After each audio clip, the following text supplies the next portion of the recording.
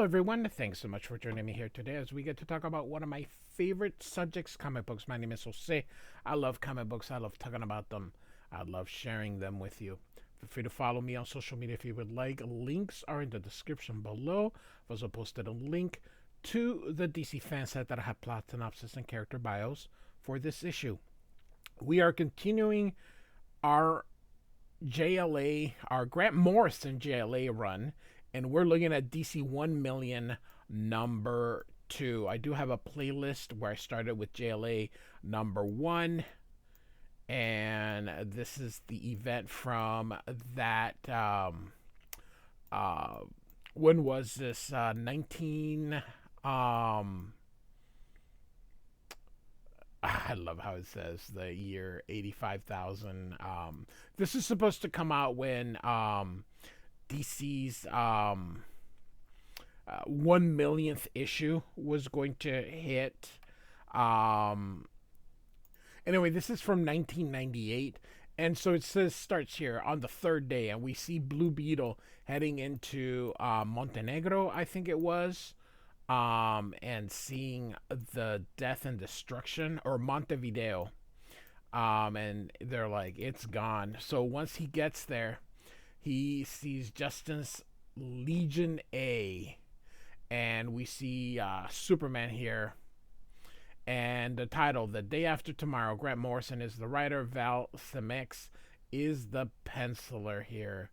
I have no idea who this inker is. And so we see Blue Beetle meeting them here. And so he's looking at like a video here, and you can see, my fault, 1,000,000 lives, John, what have I done? And this is Starman here. Or not Starman. Gosh, I'll get to him here. Hourman, not Starman. Solaris sent the virus back in time through me. He's infiltrated my programming. I didn't know. I wasn't ready for the powers I've been granted. Look what I've done. I've damned the cosmos. And the Flash says, we don't need guilt, Hourman. We need solutions. You're the most sophisticated artificial intelligence in the entire system. You're the master of time. Get us out of here. And so Hourman says, my powers have been overridden. And Flash says, so if we can't find a way back within 24 hours, the virus will destroy our minds. Great. Solaris is using us to attack the past while he conquers our future. And Hourman agrees. And he says, wait, John, what about your time travel gauntlets? And Flash says, stolen. Forget it. I guess we have to assume that was part of Solaris's plan too. And Superman comes in and says, Solaris, great Scott, I've been mathematically simulating several hundred possible scenarios to account for the corruption of his programming. And Flash says, several hundred, Superman? Real quick, if I do have a playlist issue, I've covered the JLA, as I mentioned, from issue number 1, and DC 1 million number 1 is already in there, so you can use that to get caught up. So if you see this for the first time, go to that video first.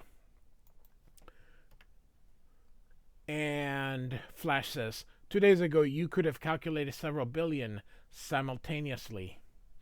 And he says, Superman says, under the light of the system's super sun, yes, but here in the past, my powers are ebbing fast, Flash. The 20th century JLA doesn't stand a chance against Solaris. He must intend to murder them all. And if he kills the Prime Superman, our future will cease to exist. That's not actually true, but hey. And Martian Manhunter says, explain Solaris. And so Aquaman says, the Tyrant Sun, the Superman dynasty's greatest foe, the stellar calculator, the ultimate enemy of mankind. We should have destroyed that monster when we had the chance. I'm sorry, Manhunter. Solaris is pure rage, pure hatred, pure power. Your friends are already dead. And Martian Manhunter says, no, they'll find a way. So we're at the JLA watchtower in the moon, and Steele is angry, and he says, "My family's down there. Stand aside." He's trying to go back to Earth. Barda says, "If you set foot on Earth, the virus will attack your armor instantly." Oracle made that clear in her final message from Earth. This is simple. No, we we five uncontaminated people may be your planet's last hope. You're needed here, Steele.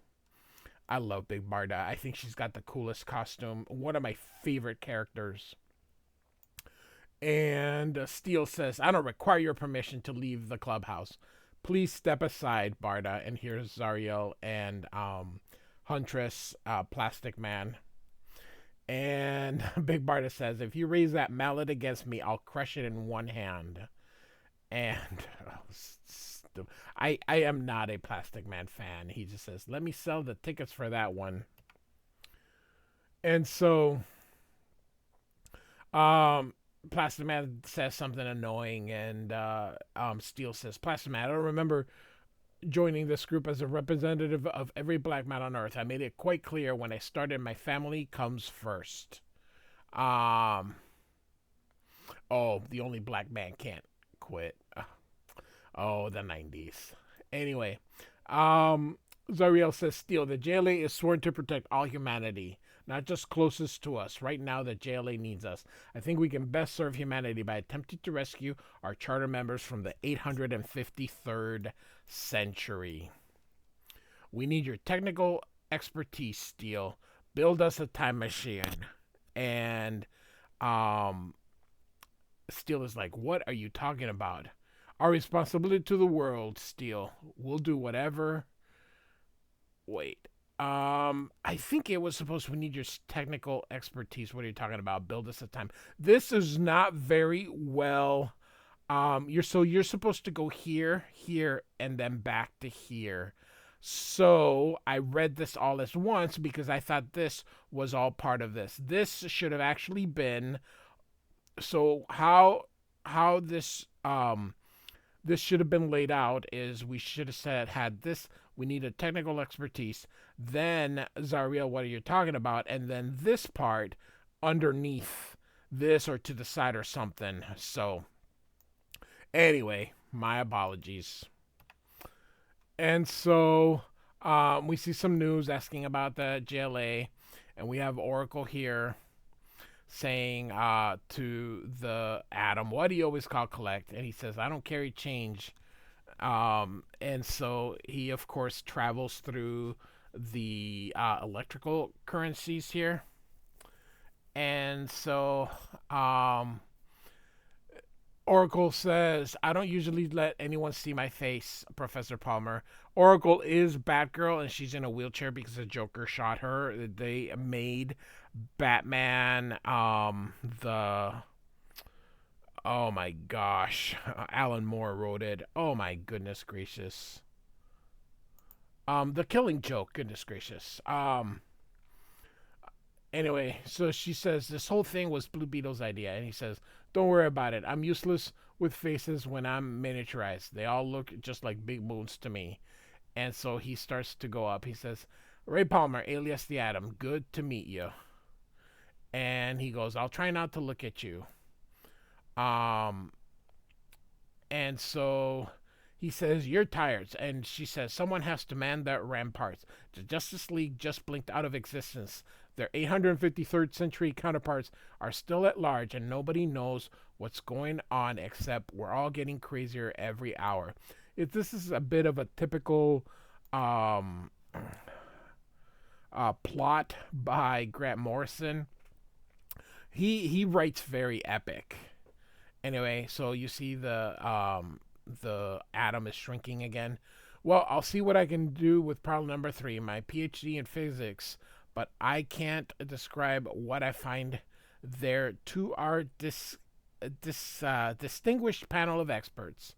In there, you're talking about my lymph glands. This is incredible. In fact, this is slightly weird." And so he keeps shrinking down here. And so he's still able to talk to her here. "So you swim through the bloodstream and suddenly it's a date, huh?" I can't help flirting with girls who wear glasses. I'm from a college town. Nice plasma, meaning about the blood. You know just what to say, don't you, Adam? Oracle, I'm down at the cellular level. I can see the structures attacking your lymphocytes. This virus is some kind of advanced molecular machine. And so I wonder how he wrote that in the script. Um, anyway, the Adam continues. We have to work. We have our work cut out for us. And so Firestorm, I love Firestorm. Like Big Barda, this is one of my favorite costumes characters in the DC universe. Um, and so Firestorm is talking to Ray. These future guys wiped out the JLA, then dropped an atom bomb on millions of innocent people. Just back me up here, Ray. And the Ray says, Firestorm, I heard the virus makes you mad. It's not just the machines that are slowly going crazy. It's us. And Firestorm, what is this? What is this? Um, is that just the way he draws them, or that's just weird? That those big blots of black right there. That's weird. Anyway, Firestorm says maybe, but I've been a Justice Leaguer, okay? And I say we restrain these guys until we get some answers. I can turn them air around.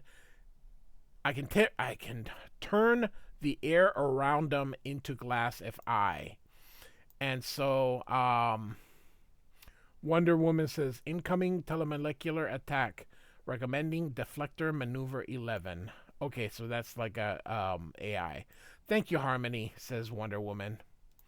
And Aquaman says, we don't have time to waste these power workouts. What is it with these pre-stellar creatures? They want to fight in a city of the dead. And Superman says, take it easy, Aquaman. The virus is making us all erratic. And he breathes on Firestorm here. I have enough super compressed material in my lung to snuff out a red giant star. Stay put. That I truly doubt that, but hey, Grant Morrison, as I mentioned, does cosmic, and so he turns off Firestorm's fire, and he's got his real hair. Suddenly you see that the Ray is being attacked with water, and so Aquaman says hydrogen atoms are bonding with oxygen in the air around you. I'm telling them to. I recognize your icon. You work with light, says Aquaman. And so there he is being attacked there by the water. Well, now your weapon is being refracted through water molecules condensing all around you. This conflict is over. And so I wonder, okay, so is this part of that thing? Because we're just reading the main DC 1 million. I wonder if these were one of the single issues that they crossovered on that explains all this. Because yeah, so this must be part of the that disease there. And so anyway, Firestorm can also do basically the same thing, but suddenly you see this big someone hits the ground here, and it's the Martian Manhunter. He yells enough, and Blue Beetle's next to him. You heard him, guys. Put the testosterone away. And Martian Manhunter says, my shape-changing DNA is currently containing the spread of the Hourman virus in my own body. All of you, I'm afraid, are beginning to display preliminary symptoms exposure of the virus. Nevertheless, this rescue operation will not degenerate into a brawl. Do you understand me? And so Firestorm apologizes. You heard the man, guys. This is not a war with the future.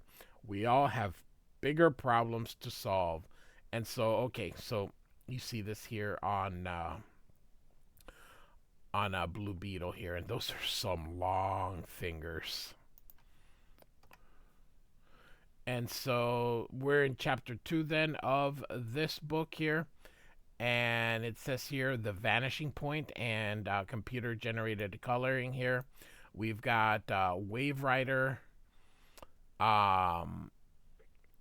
Leary Lee Hunter, Matthew Ryder, the Linear Man, but I only see three. Ryder, what's happening? Your signal's cubing itself in a mathematical procession toward infinity. We're losing you. Ryder, where are you? Okay, so they must be okay. So that's who's missing here. I'll see what's happening on the 20th century. We can't send Ryder through the barrier again. Not until we know what's out there. Leary Lee, hi. You died. I'm sorry. Oh, this Morrison stuff.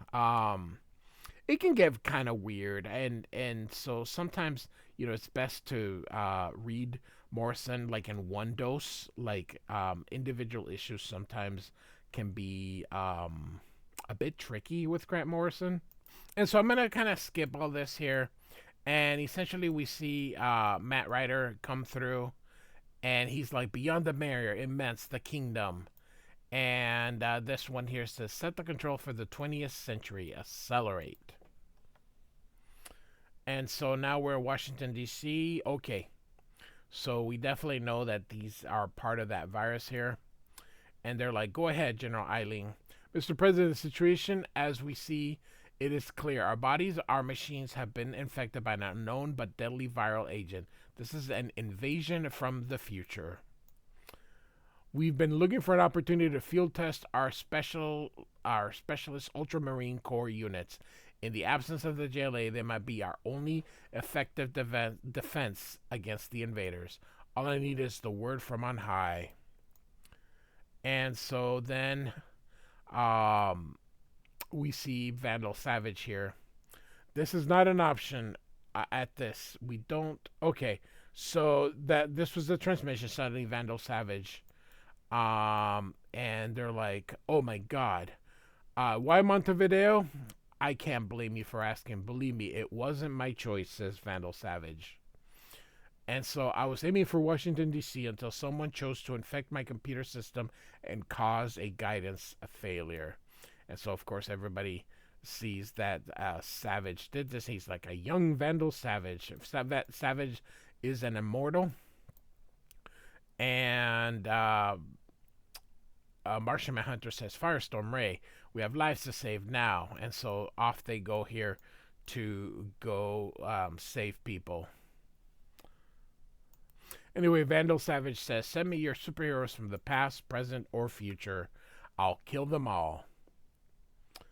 And so even Superman is affected here. Wonder Woman says, "How long before your powers fail, Superman?" He says, "Long enough. Up, up, and away." So here come the heroes to do superhero stuff here. Vandal Savage continues talking here. He says that he is going to have everything in ruin by 17 to 1800 hours. So by 3 to 4 o'clock. Virus or no virus, by midnight tonight you will have surrendered command of all your armed forces to me. And when we speak again, the currencies of the world will bear my likeness. Thank you. And he says, "It is done." So he's also infected. "In the end, I decided not to tell them the missiles are decommissioned Red Rocket warsuits, nor that they have remote-controlled offensive capabilities." And here we see, not Red Arrow. Used to be Speedy. Is it Arsenal? And so he's going to attack Vandal Savage, but Vandal Savage hits him. "Best not to let the enemy know your every move." That is actually quite smart here. And so we're almost done here. And he says, "You killed Garth. You stuck my friend in that thing and burned him like he was, and then he's electrocuted again. I'll get you. You think you're unbeatable. I'll hunt you down." And so here we see some Red Rocket armors. And Savage says, "No, your atomic power tanks will detonate as a ground burst in downtown Metropolis, Arsenal. You won't live long enough to learn the value of the lesson I've taught you." And so they stick him inside the Red Rocket album. "Mark my words, Savage, I'm coming back, and you're going to pay." And he says he's paid it with 60 barge loads of silver in the days of Thutmose. "Look, the time has come for you to die, little soldier. 700 years ago, I loaded my catapults with fallen bodies of Corsomians and fired them all over the city walls of Samarkand. Nothing quite like the sight of a loved one's corpse to undermine the enemy's morale. Times don't change much here. I'm loading my catapults again. The words were mine, but I have them. But I gave them to Hitler. He said, the world can only be ruled through fear. This is my gift of terror for the Superman. So you see a countdown here. I give them their children, transformed into weapons of mass destruction, for I am the future. And you see the red rockets. And off they go. And he says, and tomorrow belongs to me. And so we got Arsenal and then two of his